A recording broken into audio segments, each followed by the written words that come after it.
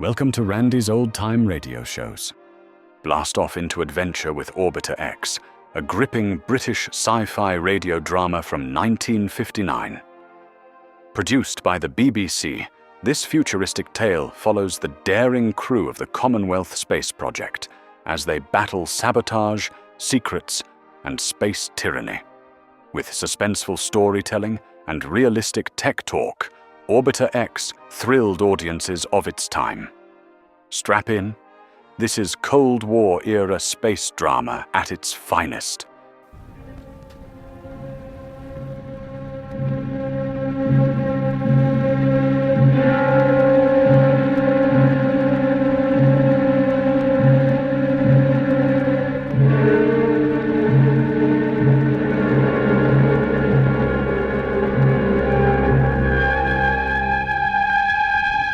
Orbiter X!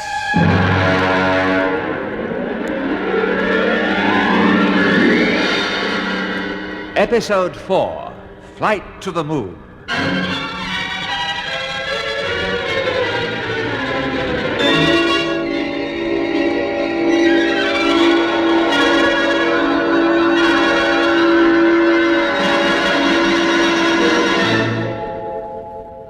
The object of the Commonwealth Space Project is to assemble the manned space station known as Orbiter X 1,000 miles above the surface of the Earth. Unknown to Colonel Kent and his ground staff at CSP Woomera, the plan is hostile to the interests of the scientific organization called Unity.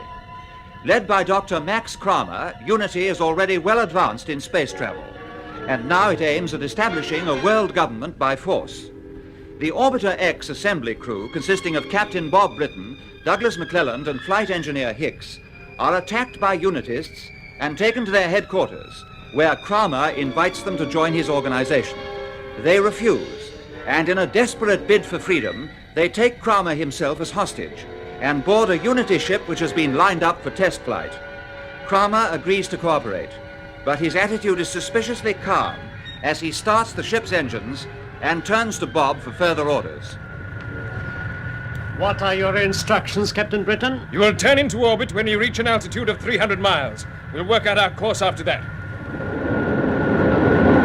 We're lifting! Watch your controls, Kramer. It is not necessary. The ship is operated by an automatic pilot, which is preset on a fixed course. There is no need to touch the controls until we land. Oh, yes, there is. Our destination is Woomera. That is where you're wrong, Captain Britton. Our destination is the moon. What? The moon? You're crazy.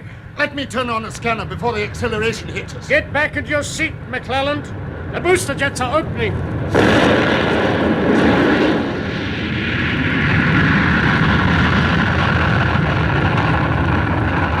Oh, that was quite a punch. It certainly was.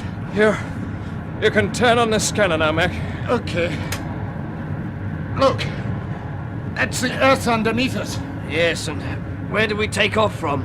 Judging by our course now, it could have been from somewhere in South America. Am I right, Kramer? I have nothing to say. Then take over the controls and prepare to turn into orbit. Must I repeat myself? The controls are locked in an automatic pilot. Then unlock them and look sharp about it. Listen to me. This ship has been built for a specific job. It is designed to operate between my Earth headquarters and the Unity base on the moon. We're back to that nonsense, are we? Let him go on. Thank you. No provision has been made to operate the ship manually during its journey because we are satisfied that the automatic pilot is virtually foolproof. And what are these controls in front of us? Auxiliary retrojets. They can only be operated on the point of landing, and they are simply used for selecting the appropriate landing platform at the receiving end. And the receiving end in this case is supposed to be the moon, is it? Yes. I gather you find it difficult to absorb the fact, but it's perfectly true. My pioneers landed on the moon in the days when your Orbiter X project was still on the drawing board. Well, how could they get there without stopping at a space station for refueling? We evolved a new fuel based on the formula which the Russians used as long ago as 1959, when they launched their first successful moon probes. Even at that time, Professor Vladimir Dobronravov revealed to the world that their first projectile was large enough to contain a cabin for 2 or 3 people.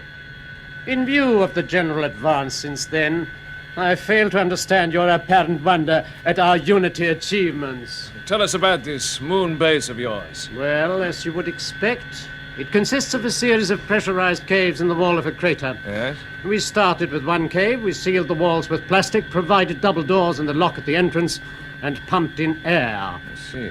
From that small beginning, we now have workshops, living accommodation, an observatory and control room, even an agricultural center. You shall see for yourselves in due course. As much as I'd like to, it's my duty to hand you over to our people in Woomera. Mac, you must check over the controls for ourselves. Yes, I think we'd better. Hickey, just sort out the radio equipment. I want to talk to Colonel Kent in Woomera. Okay, Bob, I'll have a look at it. You can save yourself the trouble, Hicks. When I started the ship's engines, I also took the precaution of switching the voltage control. You'll find the circuit is burnt out. So, my dear Britain, your friend Colonel Kent will not be hearing from you.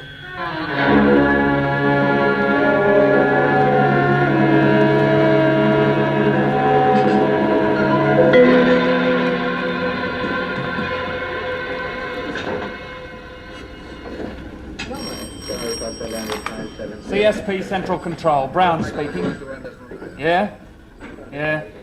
Okay, I'll tell the Colonel. The Minister of Astronautics is waiting for you in your office, sir. Oh, good. I wanted to see him.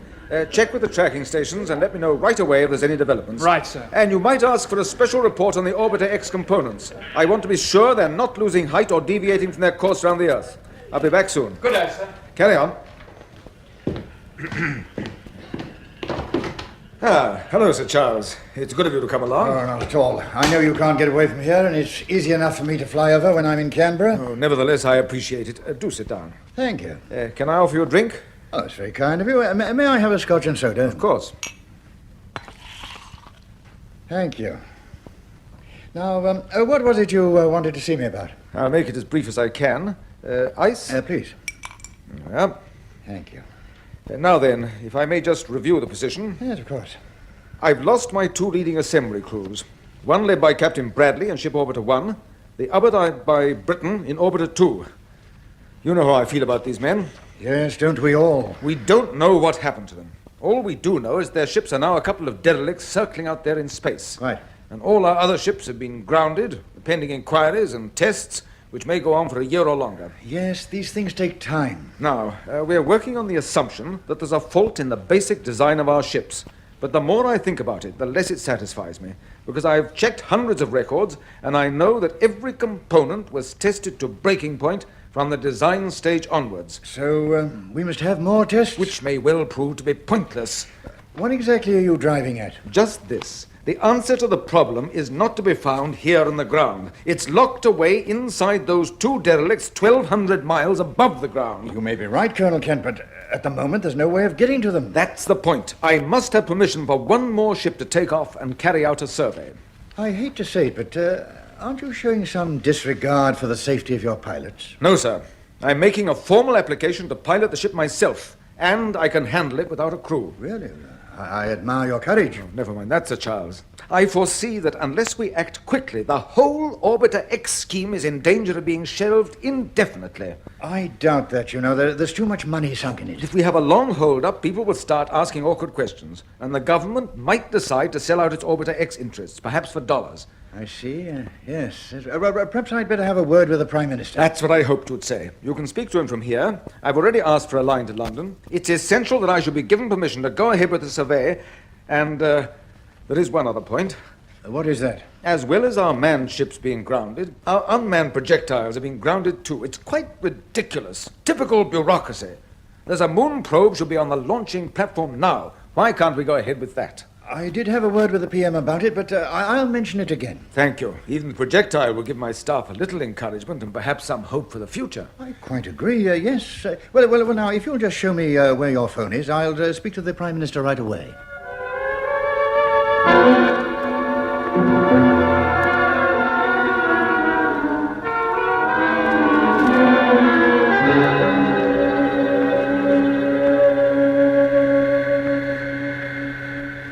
So much for the engine room, Bob. Yes.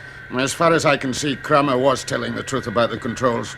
The only way we could change the ship's course would be by We're using a socking great shifting spanner on those compression valves. And where would that get us? Well, by opening the starboard jets, we might be able to turn back towards the Earth. The chances are we'd either burn up in the atmosphere or shoot past without even getting into orbit. I suppose you're right. I know I am. You can't maneuver a spaceship by playing around with valves and spanners. To interfere with the automatic pilot would be just as dangerous. So whether we like it or not, we shall be seeing the Unity moon base. Yes. The old pipe dream comes true. And it had to happen this way. Well, at least we don't have to worry about how we get there. No. Our worry is how we're going to get back. Come on. Better go to the cabin and see what's happening. Ah, Captain Britain. Have you satisfied yourself that everything is as I said? Yes? No luck, sir? No. What about the radio? That's a complete write-off. Can't do anything with it at all. Why is the computer clicking? As this is still a test flight, I'm checking stresses on the hull. Well, I hope you're satisfied with the results. Yes, everything appears to be in order, despite the fact that my engineers were unable to make a final check before takeoff. And you will be interested to know that we are following the predicted moon course. What happens if we don't? The error would be put right by radio control from either the Earth or Moon headquarters. They are tracking us right throughout our journey. You once told us that all your ships are fitted with deflectors which screen them from ground tracking stations. Yes, from your stations, not from ours. Yes, but if we could turn off the deflectors, there's a chance we might be spotted by Woomera. Where's the switch, Kramer? There is none. The screening device and the deflector aerials are integral parts of the hull. Excuse me, sir. Yes, Hickey? When we came aboard, I noticed some short aerials up on the forward part of the hull. They're certainly not radio. Now, they could be the deflectors. Yes, the radio array is further aft. No, you're mistaken. I don't think so. You're onto something, Hickey. If I went outside with a cutter... Those aerials belong to the intercom. If you had said they were part of the navigation system, I might have believed you. Yes, he slipped up there. What's your plan, Chief? Well, I'd like permission to go out and nip off those rods flush with the deck. Permission granted. I'll come with you. No, you don't have to, sir. I did plenty of underwater salvage work and demolition when I was in the Navy. This lark isn't all that different. You mean you'd prefer to tackle it by yourself? Well, it is a one-man job, as you might say. And you know exactly how to do it, eh? Well, I should do by now. There's some cutting equipment in one of these lockers. I saw it when I was having a scout round. Ah, yes, this is the stuff. Look out, laddie, the gear's floating all over the cabin. That gas cylinder nearly brains. Sorry, Captain Mac, I forgot about zero gravity. Don't let your enthusiasm run away with you. If I let you do this job alone, you must keep in touch with us by helmet intercom all the time. You understand? Aye, aye, sir. And check your spacesuit. Now, don't worry about the gear. We'll collect it for you. I'm all set, sir. The suit's okay. Good. Close your helmet and check intercom. I'll turn on my own throat mic so that I can keep in touch with you. Helmet closed. Oxygen okay. Checking intercom. 1, 2, 3, 4. Fine. Can you hear me? I'm not closing my helmet, but the intercom should be working. Yes, loud and clear. Open the airlock for him, Mac. Okay. Got everything you want, Hickey? Yes, sir. Right. In you go. Good luck, chum. Thanks, Bob. And don't forget to make your lifeline fast before you step through the outer hatch. Oh, I won't. This is where old Hickey comes into his own. Yeah, it's rather like leaving a sub.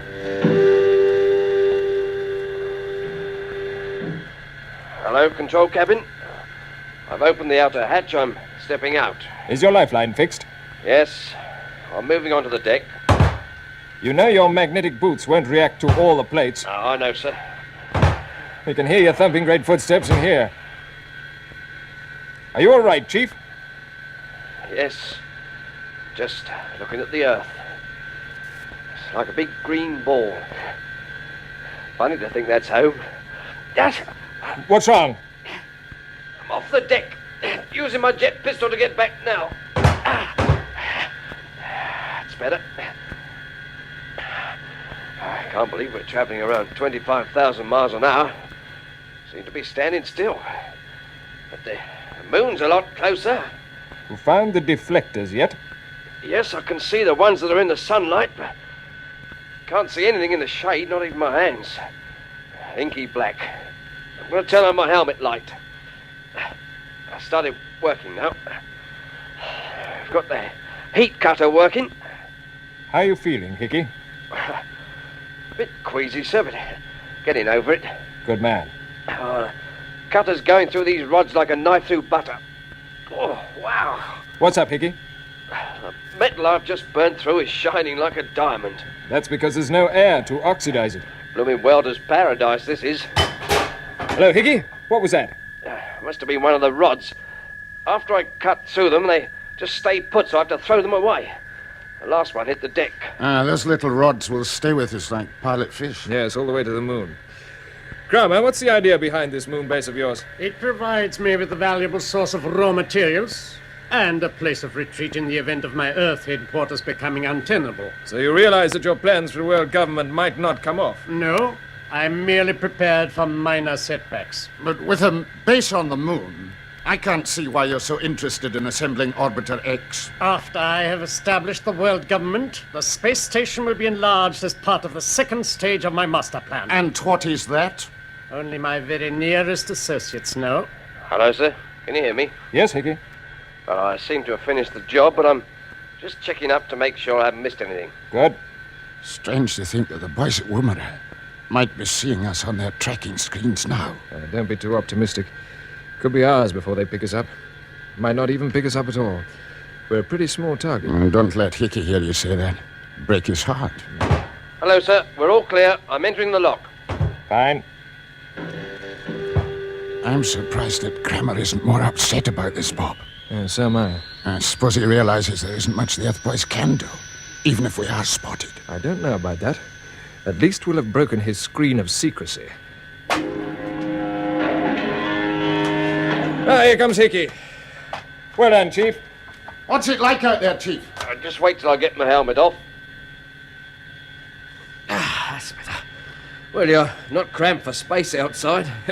Let me take that equipment for you. Thanks. I think I've done the trick. I'm afraid you've just been wasting your time, Hicks. I'm not sure about that. Anyway, Hickey, it's about time you had some rest. No, sir, I'm all right. Now listen, there's still a long way to go yet. We'll divide ourselves up into 3 watches. Mac, would you like to take the first one? Sure. I'll take the second, and Hickey can sleep right through until it's time for him to take over from me. Well, that's very good of you, sir. I'll tell you what, I'll give you both a call when breakfast is served.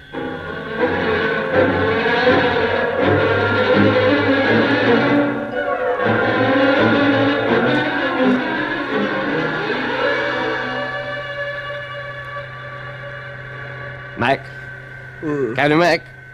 Got some nice hot coffee for you. What's that? Coffee. Oh, it's you, Hickey. How are we doing? We're getting pretty close to our target now. We are we? Now, hold on to this squeeze bottle and don't scald yourself. Okay.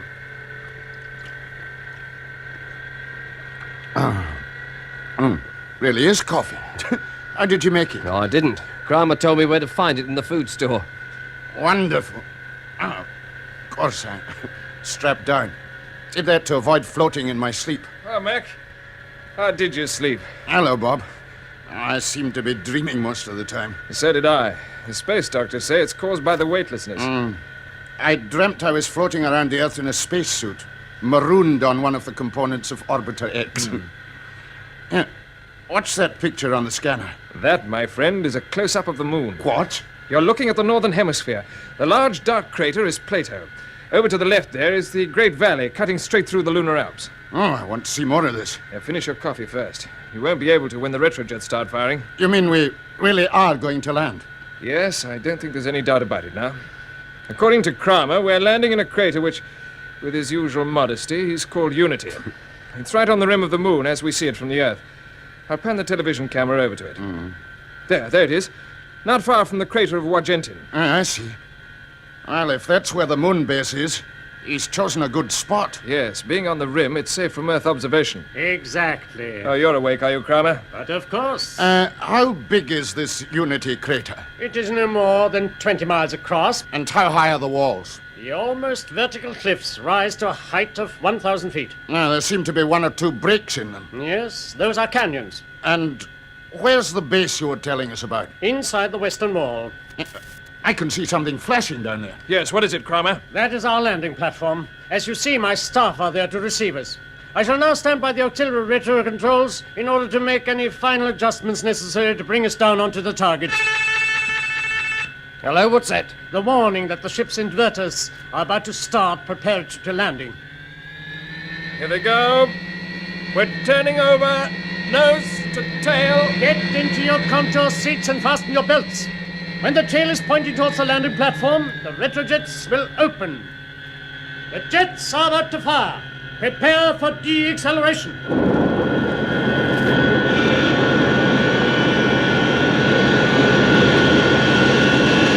We're not braking as hard as I expected, Mac. No. I suppose Kramer knows his stuff. But if I was at the controls, I'd open the auxiliaries pretty quickly. He's doing it now.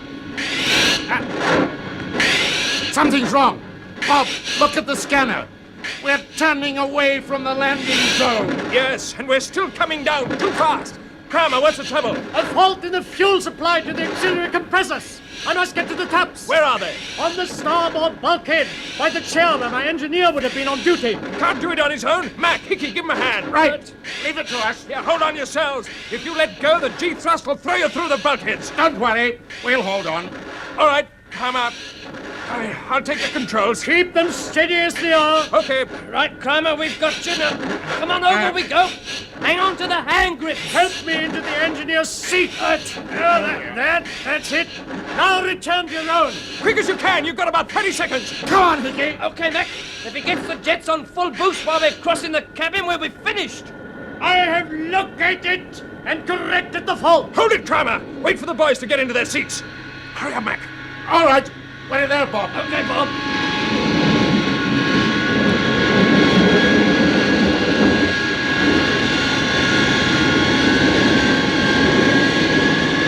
Guns coming up.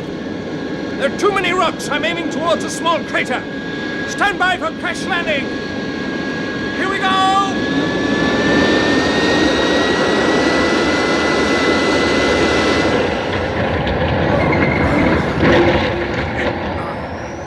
Bob, you hurt? No, nothing serious. What about the rest of you? I'm all right. And me, sir. Just fastened my belt in time. Good. And Kramer? Thank you for your interest, Britain. I'm quite safe. We are losing pressure through the engine room. I must trust the bulkhead. Funny, I'm rather glad Kramer's all right. I must be moonstruck. No, Hickey, he's a strange character. I wonder why he gave us time to get back to our seats like that. Yes. Why did you do it, Kramer? For purely economic reasons. You happen to be of more potential value to me alive than dead. Oh, I thought we might have been on the brink of a beautiful friendship. Turn it up, Hickey. Okay, sir. Well, so we're on the moon. It's good to feel a bit of gravity again, although there isn't much of it. What's that?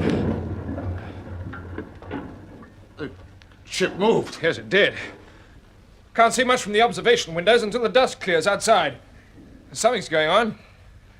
Kramer, have you any idea where we are? Yes, I have. But go on, what's wrong? We have landed on quicksands. What? Quicksands? Are you sure? Yes, I know these areas only too well. Well, we'd better get out of here. If you leave the ship, you'll be swallowed up. In fact, there's a very real danger that the whole ship might be buried. Are you serious? Quite serious. We are sinking now. Oh, can't we start the jets? They are choked in dust.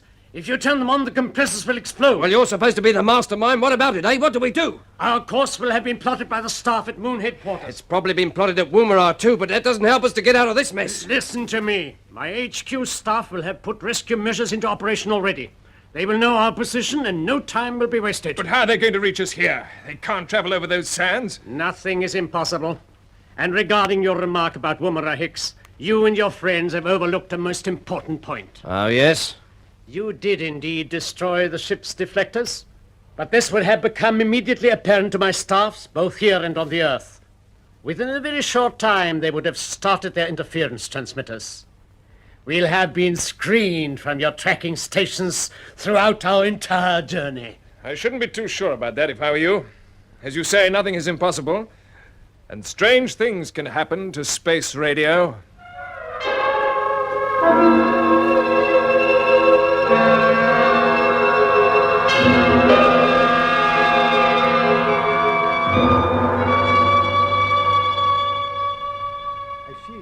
Very well, Prime Minister. I quite understand. I'll tell Colonel Kent. Thank you. Goodbye. Well, Sir Charles, what's the verdict? Well, as you heard, Kent, I put all your points to him. Your offer to take up a ship single-handed is regarded as a very gallant gesture. He asked me to tell you that. Thank you very much. But has he given permission for me to go ahead and do it? No. He's got to discuss it with the Commonwealth governments. There'll be a meeting in about 6 weeks' time. 6 weeks? Yes, I explained the urgency. And what about the moon probe? The moon probe. Oh, well, he was good enough to leave that to my discretion, providing I keep him well in the picture, of course. At least we've won a point there. I take it you've no objection to me launching the probe? It's rather difficult, Kent. You see, the PM drew my attention to the fact that if there should be an unforeseen accident on the firing platform, I'm not saying that it's likely, but if there was an explosion, and if it involved any serious loss of life, the results would be most damaging to all of us. So the main risk is to our reputations, is it? No. I'm considering the broader issues, the entire Orbiter X project, in fact. So even the probe remains grounded, does it? In the circumstances, I do feel it would be foolish to take any unnecessary risks for no immediate reason. And that's your final word? I'm afraid it must be, for the moment. Come in. Yes, Brown, what is it? I've just had a tracker report in, sir. I thought you ought to be told right away. Well, what is it? An unidentified flying object has been seen approaching the moon at 1835. What? There was a good deal of interference, but the report has been confirmed by no fewer than 10 tracking stations. Couldn't this object have been a meteorite? Not a chance of that, sir. The trackers held it for almost a minute before it disappeared into the Wargentin area near the rim of the moon. Did they get a description of it? Only that it was cigar-shaped, made of metal, and rather bigger than anything we know to be in production on Earth, sir. Right. I'll follow this up at once. Right, sir. Sir Charles, a moment ago you said it would be foolish to take any unnecessary risks for no immediate reason. Now we have that reason. So, can I have permission to launch the probe?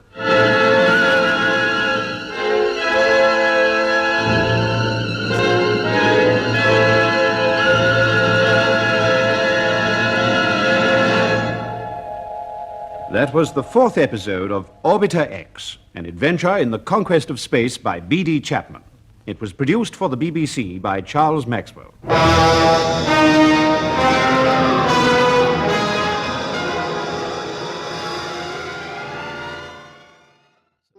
Well, folks, that's all for tonight's broadcast here on Randy's Old Time Radio Shows. Now, bringing these golden oldies back to life takes no small amount of time and effort from our good friend Randy, cleaning up the audio, converting the files, and making sure each show has the best audio possible. If you've enjoyed the program and you'd like to help keep these classics on the airwaves night after night, why not consider a small donation? Every penny goes straight to supporting Randy's work and helping this channel stay on the air. You'll find the links down in the description below. And for those of you kind souls who've already given, Randy tips his fedora to you. Your support truly keeps this old radio spirit alive. Thanks ever so much. And until next time, keep those dials tuned and keep the memories rolling.